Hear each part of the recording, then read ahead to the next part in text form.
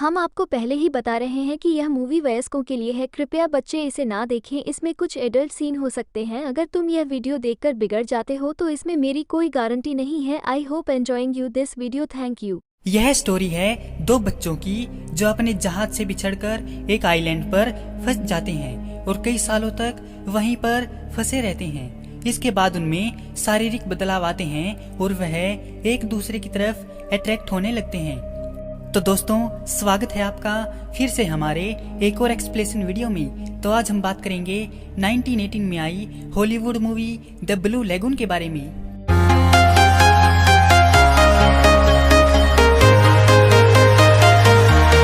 कहानी की शुरुआत में हम देखते हैं कि एक विशाल समुद्र में एक जहाज तैर रहा है। उसमें दो कजिन्स होते हैं। लड़के का नाम होता है रिचर्ड और लड़की का नाम होता है एमिलीन, जिसमें रिचर्ड की माँ की डेथ हो चुकी है, उसके फादर जिंदा हैं और एमिलीन के माता पिता की भी डेथ हो चुकी है। वह लोग अपने शहर सेंट फोरिस्को जा रहे होते हैं। वहाँ पर इस कहानी का एक और कैरेक्टर होता है जिसका नाम पैडी होता है। वह उस जहाज में एक शेफ का काम करता है। फिर रिचर्ड पैडी के कमरे में जाकर कुछ न्यूड पिक्चर्स देखता है। उन पिक्चर्स को देखते हुए पैडी उसको देख लेता है और वह उसकी खातिरदारी करने लगता है। लेकिन तभी उस जहाज में आग लग जाती है। जहाज का कैप्टन पैडी को ऑर्डर देता है कि वह रिचर्ड और एमिलीन को जहाज से जितना दूर हो सके ले जाओ। फिर पैडी उन दोनों को लेकर लाइफ बोट में वहां से चला जाता है। जहाज में आग लगने के कारण और भी लोग लाइफ बोट लेकर वहां से निकल लिए थे और कुछ तो समुद्र में ही कूद गए थे। फिर पैडी की बोट धुंध की वजह से रास्ता भटक गई और वह लोग उनसे अलग हो गए।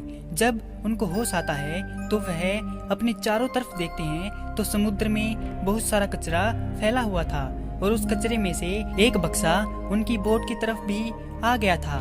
फिर पैडी उसमें कुछ खाने के लिए ढूंढने लगता है, लेकिन उसको कुछ नहीं मिलता। शाम हो जाती है और उन बच्चों को प्यास लगती है तो पैडी उनको भूतिया बनाता है कि देखो अभी सूरज डूब रहा है, उसके डूबने की आवाज आएगी।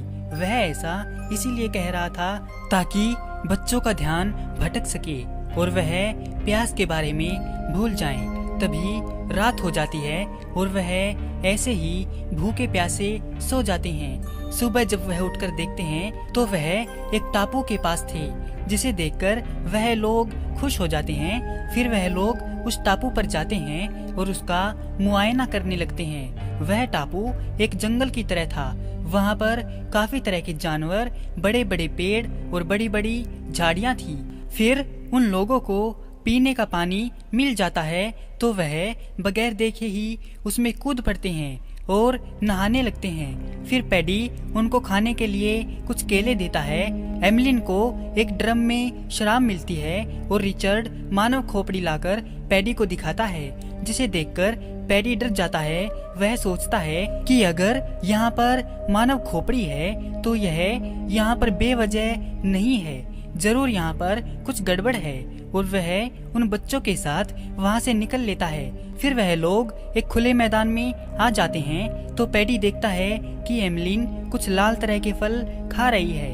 वह उसके पास आता है और उसको वह फल ना खाने की हिदायत देता है और कहता है अगर किसी ने यह रस भरी खा ली तो वह हमेशा के लिए गहरी नींद में सो जाता है। फिर वह लोग वहाँ पर धीरे धीरे एडजस्ट होने लगते हैं और वहाँ पर रहना सीख लेते हैं। पैडी उनको हर एक बात सिखाता रहता था।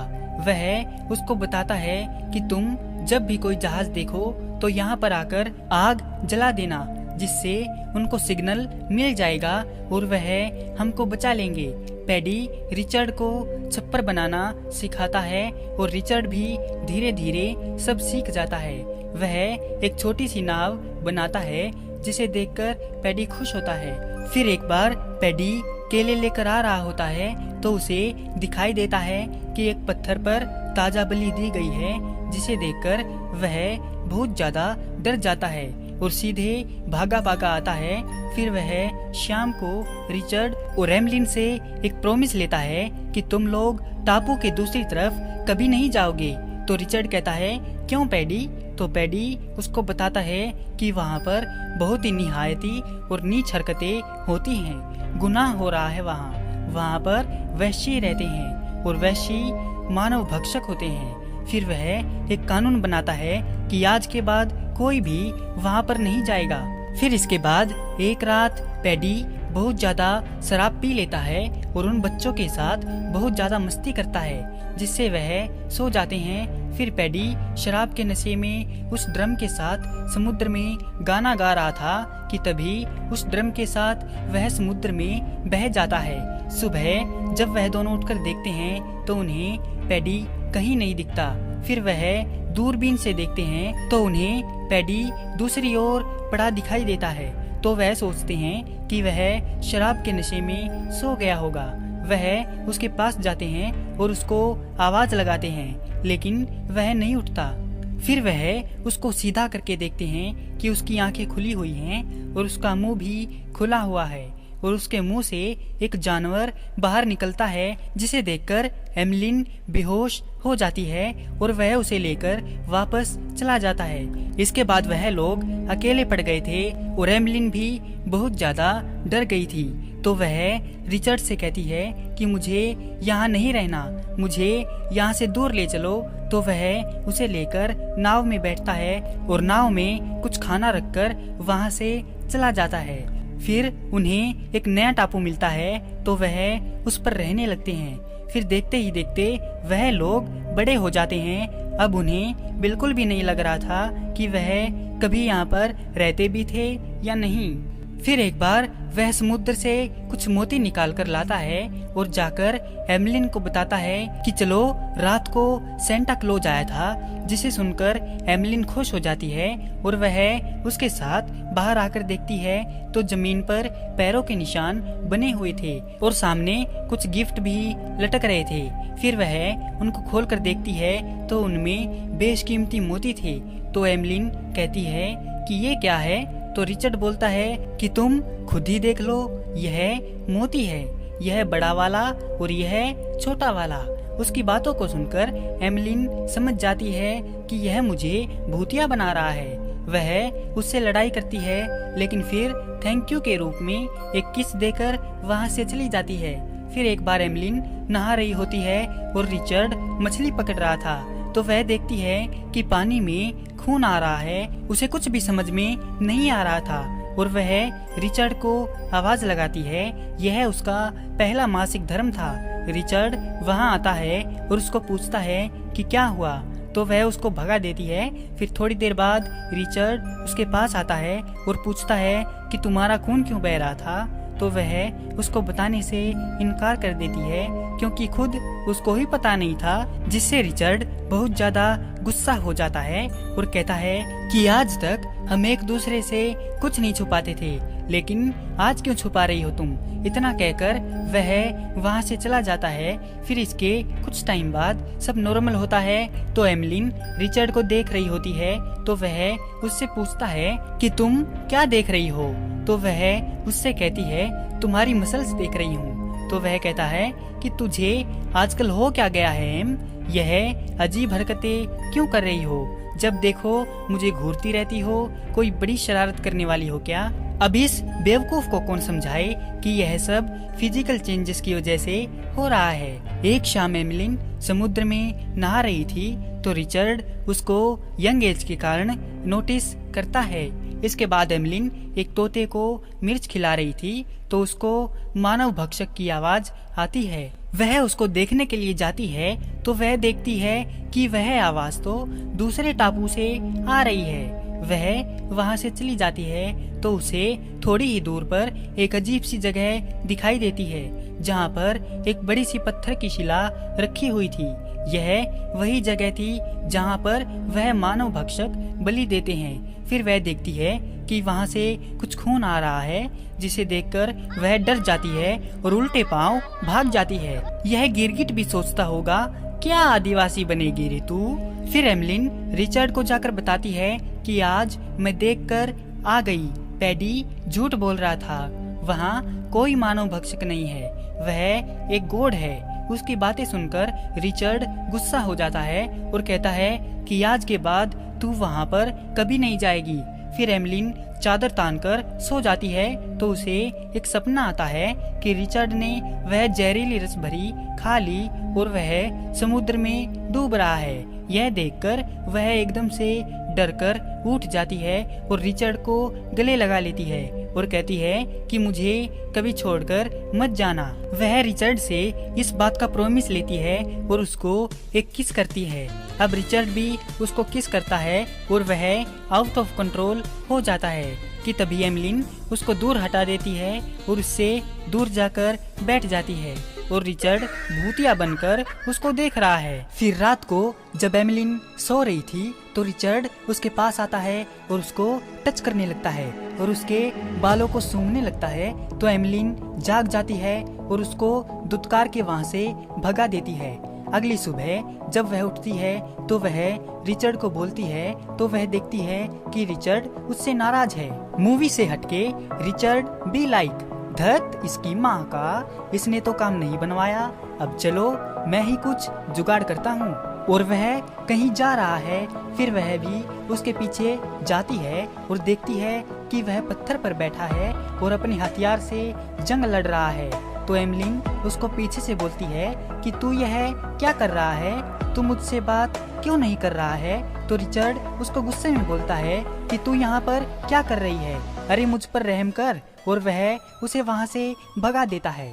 फिर इसके बाद एमलिन कपड़े धो रही थी और रिचर्ड लंबे खंबे पर चढ़ा हुआ था तो उसे एक जहाज आता हुआ दिखाई देता है तो वह उसको हाथ देकर बोलने की कोशिश करता है। वह उतरकर भागता है आग जलाने के लिए और वहीं एमलिन को भी वह जहाज दिख जाता है, लेकिन वह आग नहीं जलाती। अब उसका वहाँ से जाने का मन नहीं था, अब उसका मन यहीं पर लग गया था। तभी वहाँ पर रिचर्ड आ जाता है और कहता है कि एमलिन जहाज आया, तुमने देखा ना, तो तुमने आग क्यों नहीं जलाई, तुम जानती हो ना मैं यह टापू छोड़ने के लिए कितना बेसब्र हूँ। वह उससे गुस्सा हो जाता है और कहता है मैं तंग आ गया हूँ तुम्हारी चिक चिक से, ठीक है तुम रहो यहीं पर अकेली, मैं अकेले ही जाऊँगा सेंट फॉरिस को। फिर रिचर्ड एक नाव में अपने खाने पीने का सामान रखता है और वहाँ से जाने की कोशिश करता है, लेकिन वह नाव उसको धोखा दे देती है, जिसे देखकर एमलिन बहुत ज्यादा खुश होती है। वह गुस्से में फिर आता है और फिर से नाव बनाने लगता है। तो एमलिन उसको कहती है कि तुझसे बात नहीं बन पाएगी, रहने दो। तो रिचर्ड बोलता है अब मैं तेरे साथ और नहीं रह सकता, तू पहले मुझ पर हंसती भी नहीं थी, पहले तो हम कोई बात नहीं छुपाते थे, लेकिन अब क्यों छुपा रही हो, तो इसीलिए अब मैं तेरे साथ नहीं रहूंगा। जिस पर एमलिन बोलती है कि तू भी तो छुपाता है मुझसे, तो तू भी कम नहीं है मिस्टर, अगर तेरे पापा यहाँ पर होते तो मैं उनको बताती कि जब तू खेलता है उससे तो क्या होता है। रिचर्ड कहता है तो अब तुम मुझ पर ताक झाक भी करने लगी हो, मैं तो नहीं करता ताक झाक।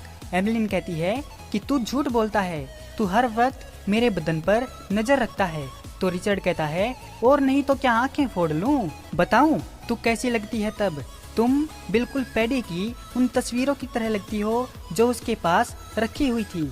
इतना कहकर वह दो नारियलों से उसका मजाक उड़ाने लगता है। तो गुस्से में आकर एमलिन उसके सिर पर एक नारियल दे मारती है।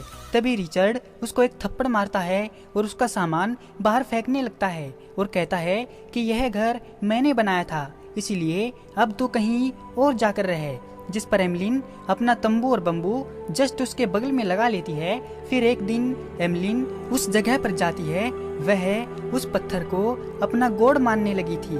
फिर वह वहां से आ रही होती है तो एक जहरीली मछली पर उसका पैर पड़ जाता है, जिससे उसकी तबीयत बहुत ज्यादा खराब हो जाती है। रिचर्ड उसके पास आकर देखता है कि उसकी तबीयत बहुत ज्यादा खराब है, तो वह उसको बताती है कि उसका पैर एक जहरीली मछली पर पड़ गया था, जिससे उसकी तबीयत खराब हो गई है। तो वह रिचर्ड को उसको अपने गोड़ के पास ले जाने के लिए बोलती है। फिर रिचर्ड उसको गोद में उठाकर उस पत्थर के पास ले जाता है और उसको वहाँ पर लेटा देता है। फिर वह उस पत्थर से रिक्वेस्ट करता है कि वह एमलिन को कुछ न होने दे, उसको बचा ले। वह लोग कुछ टाइम वहाँ पर रहते हैं तो एमलिन को होश आ जाता है। अब उसकी तबीयत थोड़ी बेहतर लग रही थी, तो रिचर्ड उसको कहता है कि एमलिन, मैं तुझ पर बिल्कुल भी गुस्सा नहीं हूँ। अब तुम मुझे छोड़कर मत जाना। मैं बहुत डर गया था। मुझे लगता था कि मैंने तुम्हें खो दिया। अगर तुझे कुछ हो जाता तो मैं तो बिल्कुल अकेला ही रह जाता। तुम मुझे छोड़कर मत जाना एम। फिर वह लोग वहाँ से चले जाते हैं। फिर एक बार वह लोग नहा रहे थे और नहाकर एक जगह पर आकर बैठ जाते हैं और कुछ फल खाने लगते हैं। तो रिचर्ड एमलिन को बोलता है कि मुझे किस करो, और जब एमलिन उसको किस करती है तो उससे बिल्कुल भी कंट्रोल नहीं होता। वह उस पर टूट पड़ता है और वह लोग वहीं पर जंगल में मंगल कर डालते हैं। अब तो उनको इस काम में बहुत मजा आ रहा था। वह लोग अब दिन देखते थे ना रात, कहीं पर भी शुरू हो जाते थे। पानी में, समुद्र में, झील में, झरने पर और अपने बिस्तर पर भी। अब उनकी जिंदगी काफी अच्छी कट रही थी।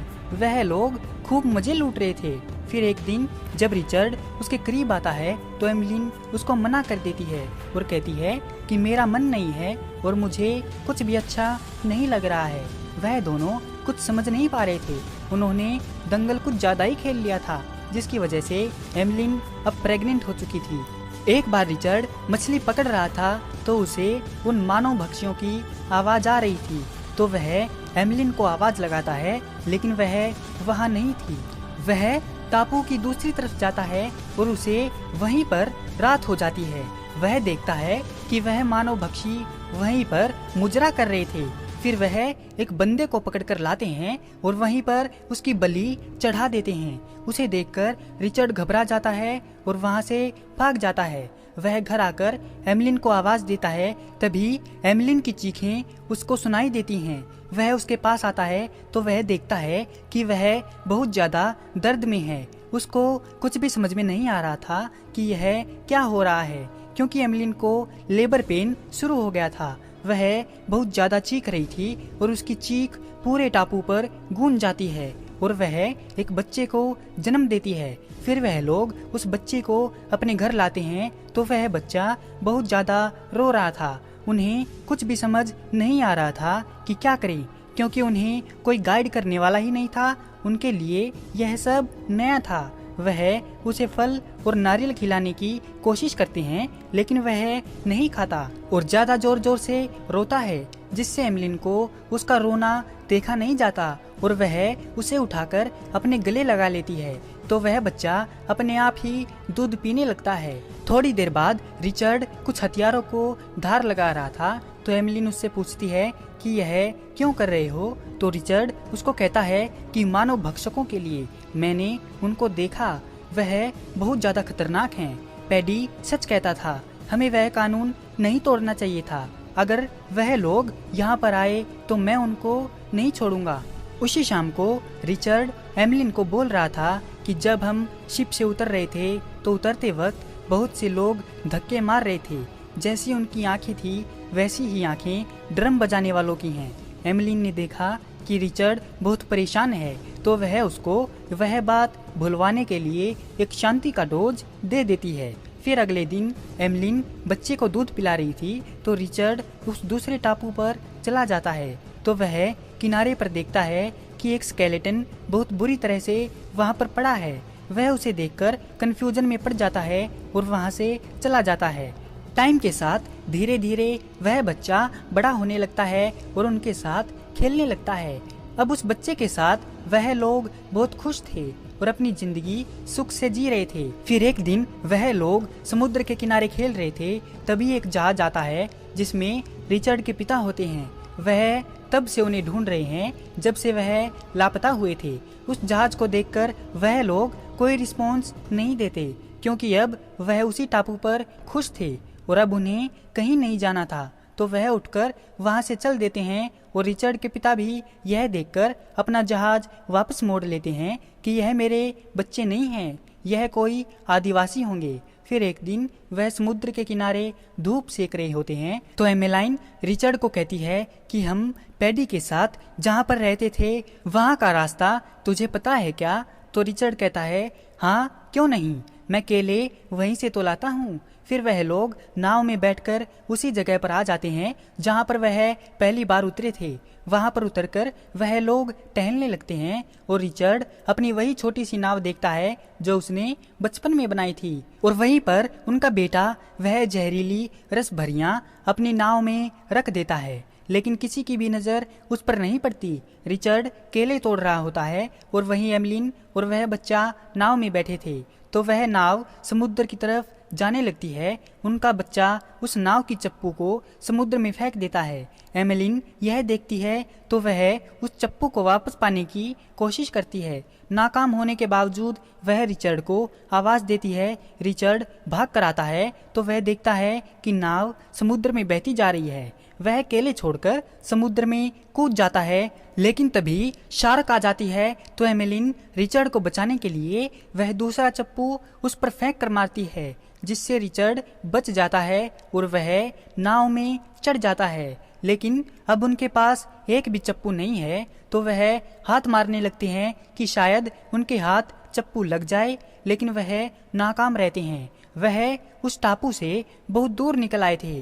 वह ऐसे ही कई दिनों तक इस नाव में भटकते रहते हैं। जब वह सो रहे थे तो उनका बेटा वह जहरीली रसभरियां खा लेता है। वह यह देखते हैं तो वह लोग डर जाते हैं। उनका बेटा सोने लगता है तो रिचर्ड और एमलिन फैसला करते हैं कि वह भी इन रसभरियों को खा लेंगे। फिर वह दोनों हिम्मत करके उन रसभरियों को खा लेते हैं और फिर लेटकर अपनी मौत का इंतजार करने लगते हैं कि तभी वहां पर रिचर्ड के पिता का जहाज आता है और उन लोगों की नज़र उनकी नाव पर पड़ जाती है। तो वह अपने जहाज को उनकी नाव की तरफ मोड़ते हैं और जाकर उनकी जांच करते हैं। तो वह देखते हैं कि यह लोग कुछ फल खाकर गहरी नींद में सो रहे हैं। इसी के साथ यह मूवी यहीं पर खत्म हो जाती है। तो दोस्तों, कैसी लगी आपको द ब्लू लेगून मूवी की यह एक्सप्लेनेशन वीडियो? अगर आपको यह वीडियो पसंद आई हो तो इस वीडियो को लाइक और हमारे चैनल को सब्सक्राइब जरूर करें। आपका हमारी वीडियो देखने के लिए बहुत बहुत धन्यवाद और शुक्रिया।